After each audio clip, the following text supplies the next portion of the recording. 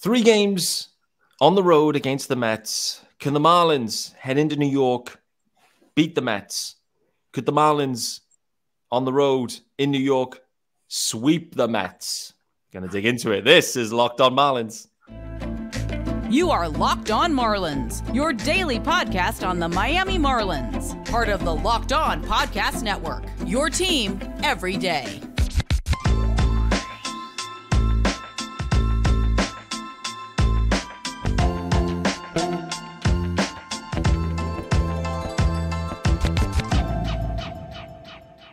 Greetings from England and welcome to Locked On Marlins. This is your daily Marlins podcast. I'm your host, Peter Pratt. Hit me up at Miami Marlins_UK. If you are listening to the pod, hit subscribe and leave a review. This is your team every day. Thanks for making Locked On Marlins your first listen of the day. There is a YouTube channel, of course, guys. It is called Locked On Marlins. Head on over there, hit subscribe. Also, if you are watching, you will have the graphics to help you. You will have the rundown to help you, and you will see it's Tuesday. And Sean Barrett is back in the house, as I teased out yesterday. Sean, we're back. We're in the same gear, which pretty much means we've done a doubleheader recording. This should be fun, though, mate, right? Absolutely, yeah. We've just done a doubleheader worth of podcasting on the Monday episode. Well, let's go even further deep into the rabbit hole that is Marlins baseball. This is it. We are going to, the Marlins are struggling with depth. On this podcast, we certainly have not struggled with depth. The producer keeps buzzing me after 30 minutes saying, wrap it up. And by that point, I've only done the first ad. So, there's a lot to talk about. The Marlins are in the hunt. Most of the other clubs, like normally in previous years with Locked On Marlins, you'd come on, say, hey, welcome to Locked On Marlins. By the way, Troy Johnson, he won a minor league award. And then you go, well, thanks for listening. That would be it. But that isn't the case this year. Sean, I think this is the biggest week of Marlins baseball for 20 years, maybe. 20 years. I know in 2020 they made the postseason, but I think we can all kind of rule out 2020. Like, we can't. They made the postseason and they had a great run. But I still think this is probably the biggest week of Marlins baseball for 20 years.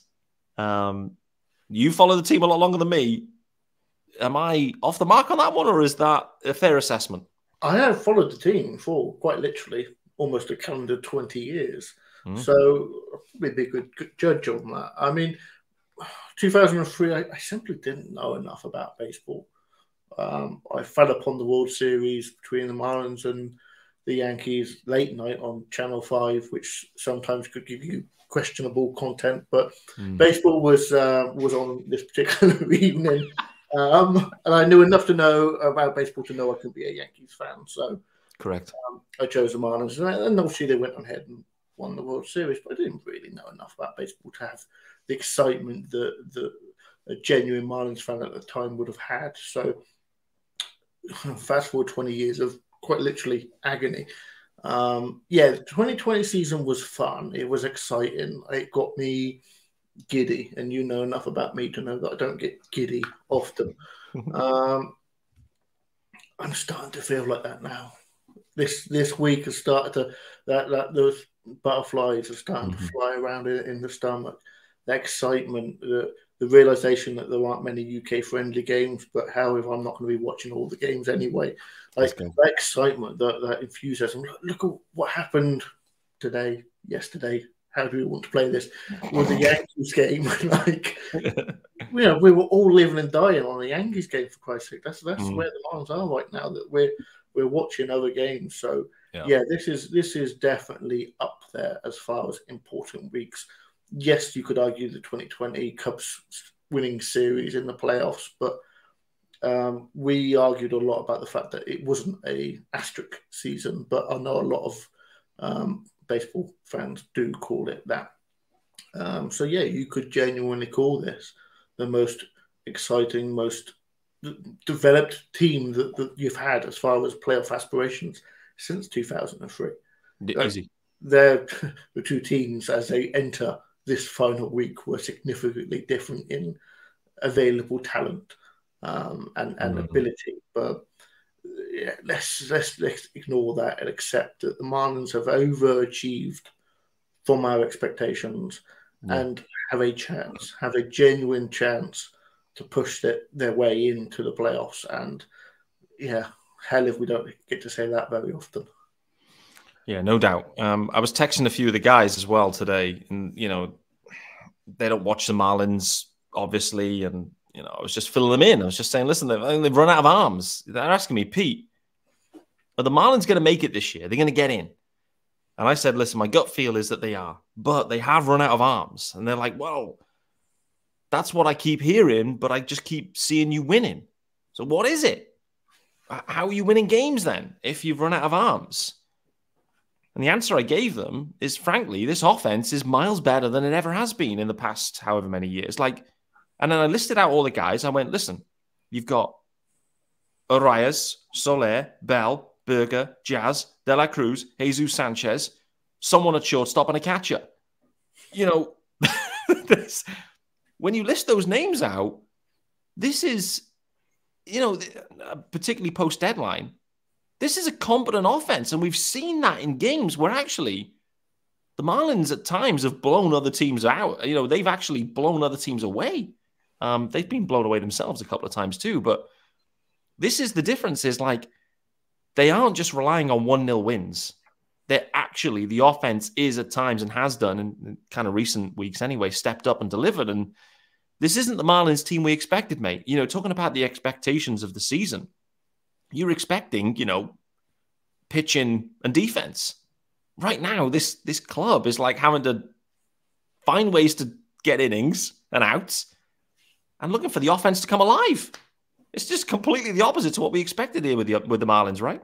Absolutely. And of all days to slander the shortstop situation for the Marlins after Bertie going 2 home runs. True. But you're right, the offense has been significantly deeper, especially, it's hard to keep saying that when they are the least run-scoring team in baseball. But post-deadline, I'd be interested to see actually what that number is because, Arias is Arias through hot streak and cold streak, if you want to call them that. But Soler's hitting the bombs, Bell, Berger, their additions have been huge.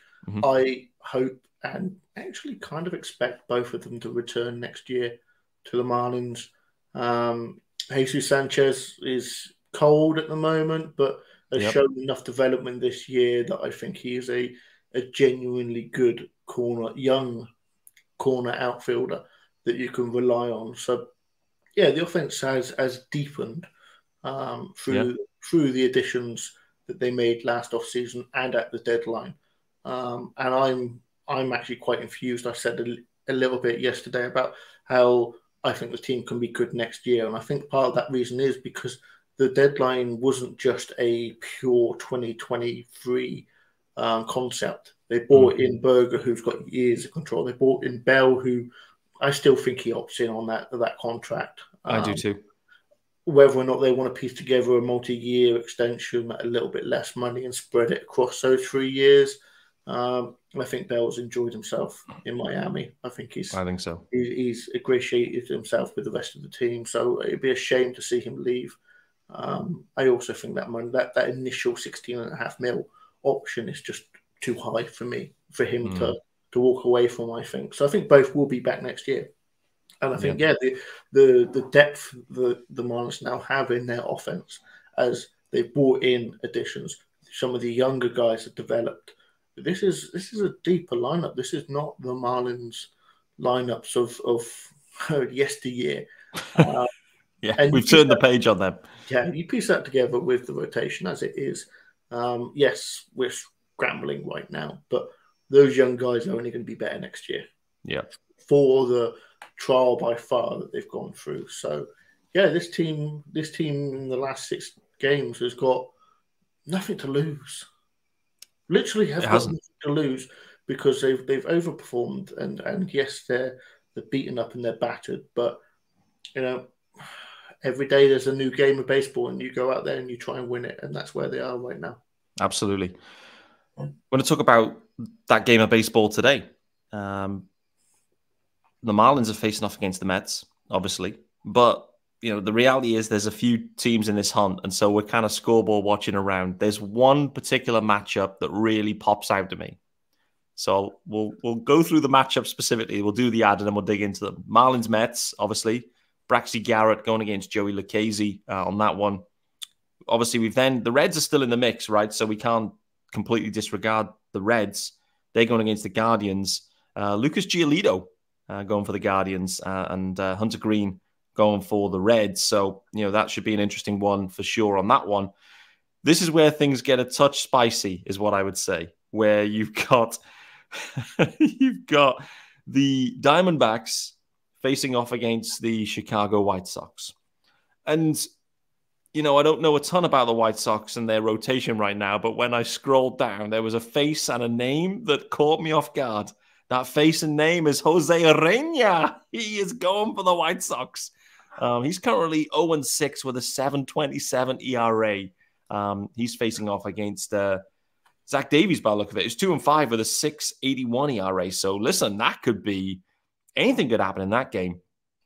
The other one, which is of serious interest too, the Cubs on the road against the Atlanta Braves. The Braves have been kind of scuttling since they clinched. They've been, the hangover is real.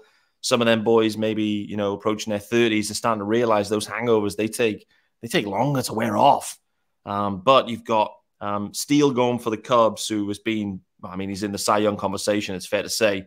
So the Cubs will be fancying that. Bryce Elder going for the Bravos. And frankly, Bryce Elder, it was an amazing first half, but I think the second half he's tailed off a touch. But the Braves probably need him to show something heading into this postseason. So Tuesday, a lot of really interesting matchups here.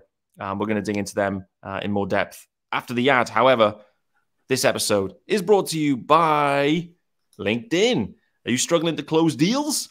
Cold outreach is wasting the time of both the buyer and the seller at every stage, especially when sellers are using shallow and outdated data. See, I did it in American. Your organization, with a Z or a Z, can overcome these challenges with technology that translates comprehensive, high-quality buyer data into real-time insights.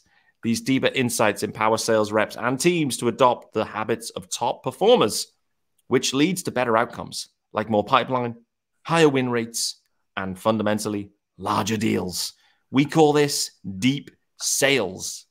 Deep sales. I love that. And we built the first deep sales platform with the next generation of LinkedIn Sales Navigator. Right now, you can try LinkedIn Sales Navigator and get a 60-day free trial at linkedin.com/lockedon. That is linkedin.com/lockedon for a free 60-day trial. Let LinkedIn Sales Navigator help you sell like a superstar today. Just go to linkedin.com/lockedon and get started. All right, Tuesday, 26th of September. Peter Pratt joined with the UK GOAT again, Sean Barrett. Oh boy, the Marlins are into New York. They had a underwhelming series against the Mets at home.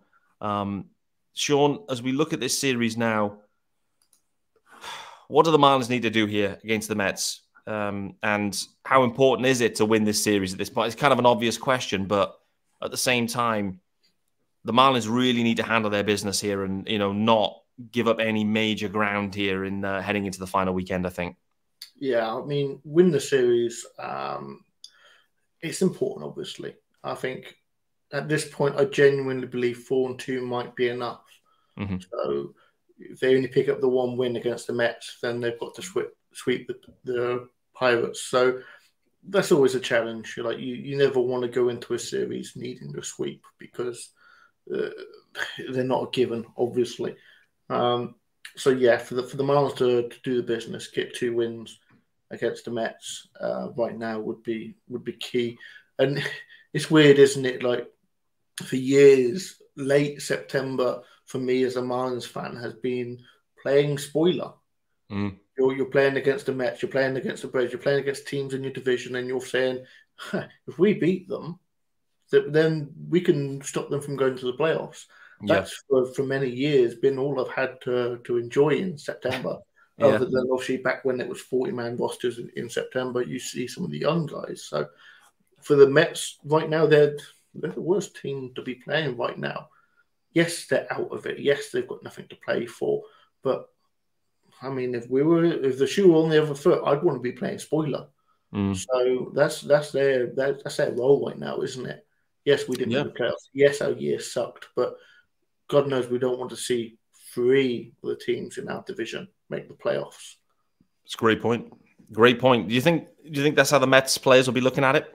Thinking, let's beat the Marlins and knock them out of it? Yeah, that's what I'd be thinking if I were them. Yeah, I guess so, which adds a bit of spice to it. Braxton Garrett, let's briefly touch on him. I did an episode last week talking about Braxton Garrett. Fundamentally, he's underrated. The majority of non-Marlins fans probably have never even heard of Braxton Garrett, don't even know what he looks like. And frankly, that's kind of a problem with baseball in general, I would say. Like, it struggles to promote people. I put a tweet out the other day talking about Bobby Witt Jr., the fact that the dude is pretty much on pace for a 30-50 season for the Royals. I have no idea what Bobby Witt Jr. looks like, to be honest with you. And it's because he plays for the Royals and whatever, but it's like a historic level campaign that he's having, and no one's even heard of it. It's crazy. And I'm not saying that's what's happening with Braxton Garrett, but it kind of is what's happening with Braxton Garrett. Like, no one really knows. He's kind of, let's say he's top 15 in the NL this year, maybe top 12, depends on how you want to slice and dice it with WAR and all sorts of stats and bits and pieces. But fundamentally, Braxton Garrett this year, however you want to look at it, has been one of the top pitchers in the NL. And no one knows about it. It's pretty wild, but he gets the ball. For me, I love the fact that Braxy Garrett is getting the ball in game 1, to be honest with you. Like, in the Brewers series, we saw they had the bullpen game in game 1. It puts you behind the 8 ball a touch. I love that, like, the balls with Brax, and frankly, him and Luzardo, it's been pretty similar, but they're the 2 guys that you trust most. And I feel like if they can get the first one, then that really just, the momentum can kind of go from there and you'll see what happens. But I love the fact Braxy's getting it in game 1, but he is underrated, though, right, across the league. Like, he's definitely flying under the radar in terms of his performance. And frankly, he's had just a stunning year, Braxton Garrett, I think. Yeah, absolutely. I mean, he's been huge for the Marlins. The Marlins aren't where they are right now without him. And given the expectations to begin the season, this is huge. And you're right. Like, yeah, he's top 15, 12, whatever you want to say in both of the WAR calculations that you want to talk about. Change that number to 25 and under, because let's not forget just how young he is. Change that to left-handed pitchers under the age of 25. Genuinely might be the number 1 in baseball. Like, this guy has been super, he's not been looked at. People, like you said, I could probably talk to some of my mates, baseball mates, and they wouldn't even know who he is. Like, no. And like, going into next season, if Sandy's not there, he's the Marlins' number 2 pitcher. Like, and right now he's performed. Like, I wouldn't feel comfortable without Sandy, obviously. No, but I'd feel comfortable that Garrett can perform like a Major League Baseball number 2 pitcher behind Luzardo. And for a guy that didn't start the season in the rotation, I mean, crazy. That speaks to his development. That speaks to Mel. I mean, I'm one of Mel's biggest fans. But yeah, you can't look at how he's developed and not at least give a large portion of the credit to him himself. So yeah, for what Garrett's done this season has been massive. And yeah, the Marlins simply aren't where they are without him. No way. Let's flick ahead. Let's look at Wednesday, because for me, this is, I think, the trickiest of all the 6 games they've got left to play. Wednesday, I think, is the trickiest one. What are the Marlins going to do in terms of innings here? Who's going to be pitching? How are they going to piece this together? They're sandwiched in between, Braxy and Luzardo. You're going against Senga. You can't punt games. There is no punting at this point. And so, like, this has to be, like, managed like a postseason game almost. So how is Skip going to manage this one, mate? Who's going to get the bulk, do we think, coming out? I don't know if they go opener. I don't know what they do, to be honest. But how are they going to piece this together? Could this actually just be, rather than bulking it, could they just go traditional full-blown bullpen where everyone just gets an inning out of the pen? Could that be the way they handle this day in particular? I mean, it could be. I mean, normally, how far do we trust Cueto? I mean, he could be and arguably is the length man there. But like you look at his last couple of appearances, they seem to be using him in bullpen mop-up situations. So absolutely, that's going to be a real challenge. And as you said, like this is now quasi playoff baseball. It's winning in. You can't, as you said, punt games. So for me, this is going to be huge. I think winning game 1, getting 5+ innings, and knowing that you've got the win and you've got a bullpen that's rested, because you're going to need it. You're going to, and again, the offense. Can the offense come out and perform? Yep. This is going to be, as you say in American football, all 3 factors. You're going to need everybody. You're going to need the offense. You're going to need the starters. You're going to need the bullpen. You're going to need everybody to deliver at this point. And you look at it and you see the challenge, as we said before, with the lack of arms and the injuries with the offense. Right now, that doesn't matter. You can't look at what you haven't got. You can only look at what you've got and use that and just see if you can grind your way through it. 3 wins, 4 wins in the next 6 days, however you get there. It's now or never, isn't it? Yeah, it is. This to me is the ultimate test, this game. And to your point, you need every phase of the game to go well. They need to play well in this evening's game.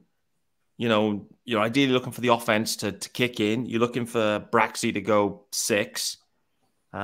If you can go into the 7th, even better. But, they've always managed Braxy tight, I would say. And so I'd be surprised to see anything more than 6, frankly. But what can the offense do in terms of then who do you then need to use? All of this, it all connects. And I just keep looking at this Wednesday game. I'm just trying to work out in my head, how the bloody hell can they make this work, to be honest? Because you don't want to be relying on Cueto because you're going against Senga. So that you're going to need to, it's going to be a really tough ask offensively that day in particular. So it's like the ultimate tough matchup for the Marlins here. You've got pretty much the best pitcher you're facing the rest of the way out against when you basically are trying to piece together innings. So it's going to be so big, but there's no punting at this point. Punting is not allowed, so they need to find a way. And I'm just intrigued. I'm intrigued. Do they turn to, do they maybe look to try to stretch a bit out of Puck? Do they try to stretch a bit out of Matt Moore? Just get these guys going. We've seen Tanner Scott at certain points as 5-out saves and stuff. It might just be needs must, where if needed, you got to go more than 1 inning. But I'm very intrigued to see the way they play this Wednesday one in particular, because this is the one I'm most worried about. But just imagine if they win that game 1, then they somehow find a way to win game 2. Then all of a sudden, as Marlins fans, will be absolutely hyped and pumped, no doubt about it on that one. And then, you're looking into game 3 in this series, Luzardo Peterson. And you got to be looking at that thinking that's there for the taking, to be honest with you. You look at that and Peterson's over 5 ERAs, 3-8 on the year. He's not had a good year.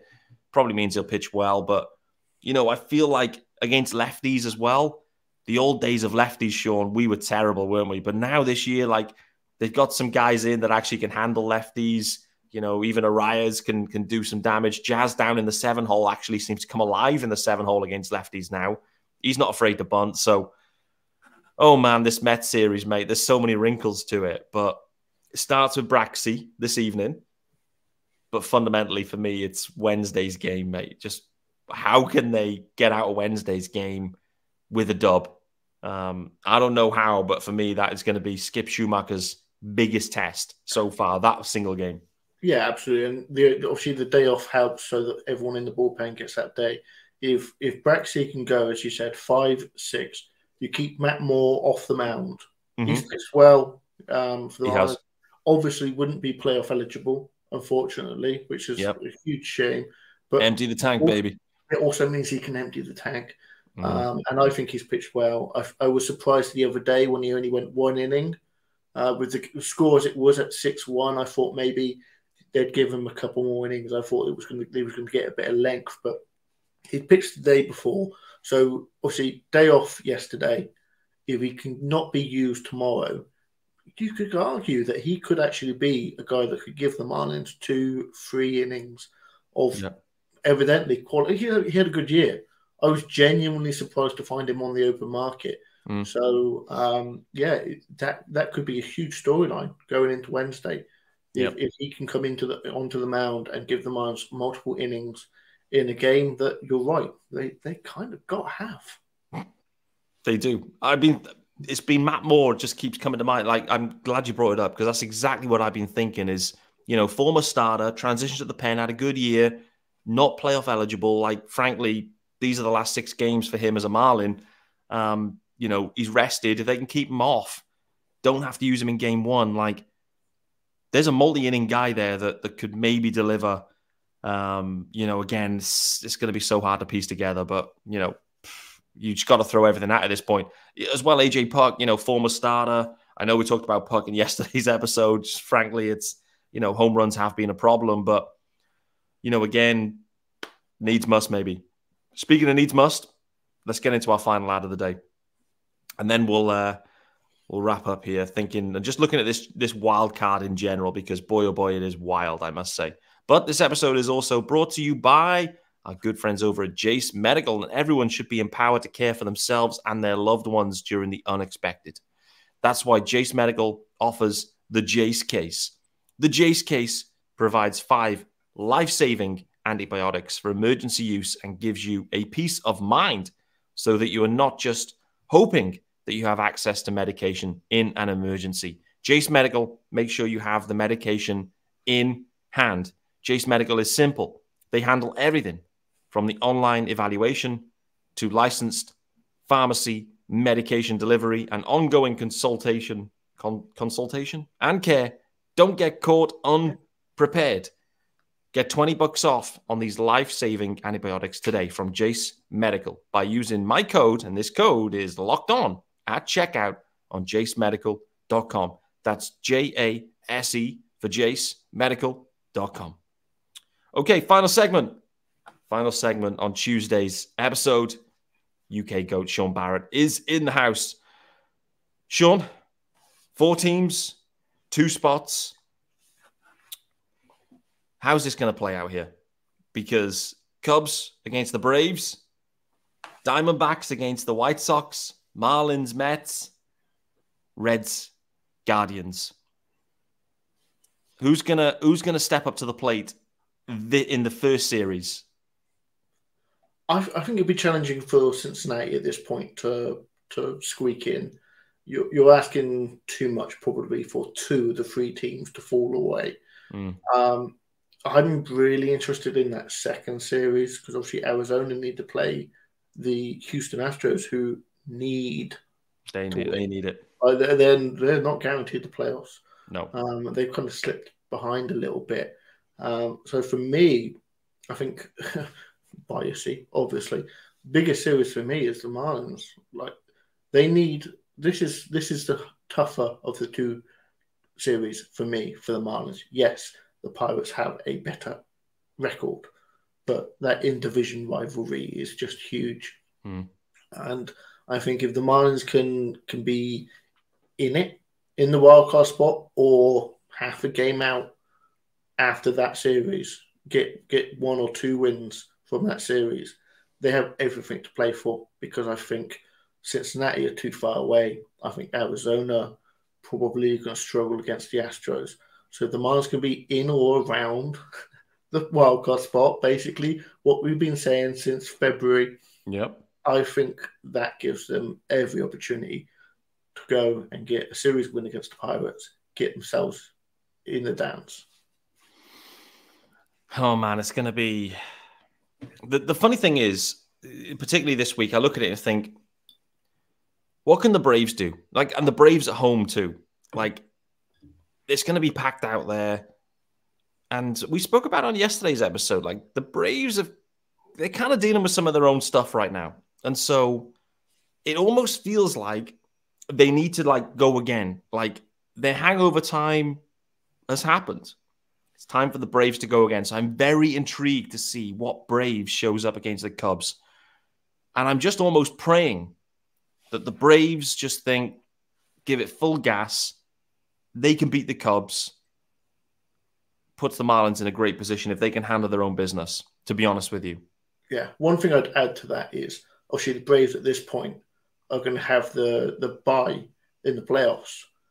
So if they continue this cold streak or this problematic situation that they've had recently, then they have a couple of days off. Like, we talk all the time about getting hot at the right time. The Braves, like, you don't want to be going into a bye cold. No. So this is a perfect time for them to try and heat up, just to remember, this is who we are, remember.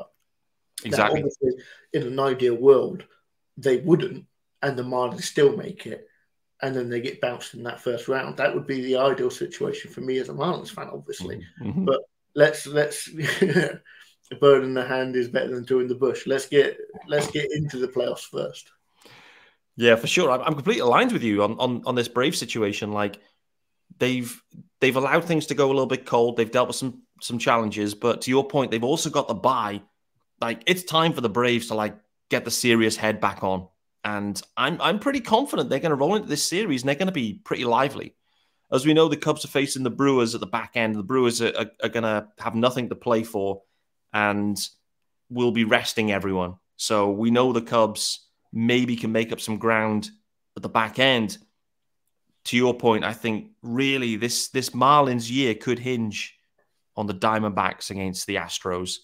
You know, the Diamondbacks have a great opportunity against the White Sox in many ways. Down and out club this year. Jose Urena going. I'm interested to see what his start looks like. But, it wouldn't shock me if the Diamondbacks, sweep the White Sox. But then who knows against the Astros where they need a win to get in as well. So it's going to be huge. Either way, Sean, this is the type of thing that Rob Manfred was looking for when he extended the wild card spots. Some people don't like it. Some people continue not to like it. I understand why, because fundamentally, the Marlins and these other clubs, they're not at the class of the Braves and the Dodgers. And so I understand it, that it's maybe weakening things just more generally. But, as a team and as a fan base that's in the hunt right now, and I'm sure all the four other clubs we've just talked about as well will feel the same, this certainly helps. You just got meaningful baseball happening. Teams were buying at the deadline. You're not penalized for poor performance in baseball. So you need to incentivize good performance. And that's what Rob Manfred's done by adding this extra wild card. And for me, it's a resounding success thus far. What about you? Where's your head at? Because you're more of a purist than me. So I am. I'm not big on change in any aspect, baseball included. But for me, this has been the perfect litmus test, and the idea that you've got multiple teams that are competing for spots that maybe wouldn't exist if this weren't there. You've got you piece that together with the draft lottery. You get to late July late July as a baseball team, and you're looking at it and you're going, we're a couple of games out. You look at some of the teams that bought, advisedly, obviously, but they bought at the deadline because you can't tank enough to guarantee the number one draft pick. And in baseball, the number one draft pick is significantly less valuable than other American sports. Yeah. But ultimately, it used to be you'd have teams right at the bottom tanking, you'd have teams running away with it, and then you'd have 8 teams that kind of half and half would, fighting out for that final spot. Now you've got as recently as a week ago, you had 1 or 2 teams that had guaranteed a spot in the playoffs, and 1 and 2 teams that were mathematically out of it, and everyone else had a chance, as slim as maybe it was. But this is where we are now. That meaningful baseball is being played in 75% of baseball stadiums in America right now, and more eyeballs on screens, more bums on seats. This is why they've done it. You know, again, we spoke yesterday about this is a business. Yeah. I know we all like the sport, we all like to be fans and everything, but the people running it aren't looking to entertain. Well, they are obviously, but they're looking to generate revenue, and this is exactly what that has done. The fact that we benefit as fans, as a side note to that, is fantastic. But yeah, but having more teams in it later into the season, I mean, how can you argue against that? It's tough to argue, for sure. I understand. I understand some will look at it differently, but for me, it makes total sense. And to your point, this is all about, it's all about growing the game commercially, revenue, etc. And all we've seen pretty much, like, is the stats pumped out there is, fans in attendance is up. Eyeballs via whatever cable network provider that you may be using at these points is up. There's just more people following baseball further, because you get to the other situation where I was texting one of my good friends who's an Angels fan, and he says he hasn't watched a game in weeks now. Like, the season's cooked. You don't watch it anymore. As soon as you're playing meaningless baseball, then there's no reason to watch, because, we're just waiting for next year to start, basically. So, yeah, I think it's been a resounding success. And I think, this week's going to be a fun week, a fun week. 6 games to go for the Fish. Many are thinking that four wins could be enough. And frankly, I'm looking at things and thinking, I love the Braxton Garrett's going in game 1 against the Mets. I am scared about the bullpen game in game 2, but I'm just looking at that and thinking, backs against the walls, can the Marlins just squeeze one more voodoo win out somehow on Wednesday? And if they do, and they go 2-0 to start the week, then that puts themselves in a huge spot there for them to get in.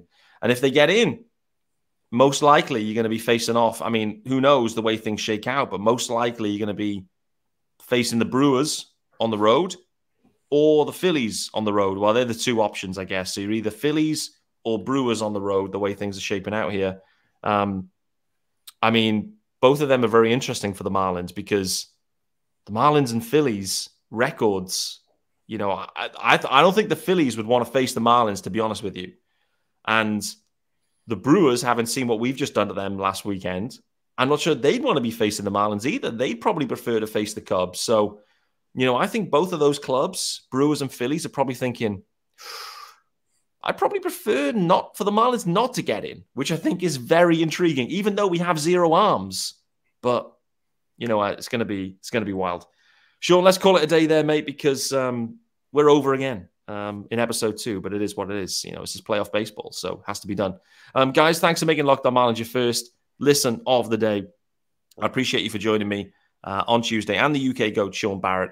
I'll be back on Wednesday. I believe it's a solo pod on Wednesday, subject to change. And we will be, hopefully, celebrating a Marlins win after a bullpen game. Who knows, putting themselves in a huge spot to go in and claim this postseason berth. Look forward to seeing you then.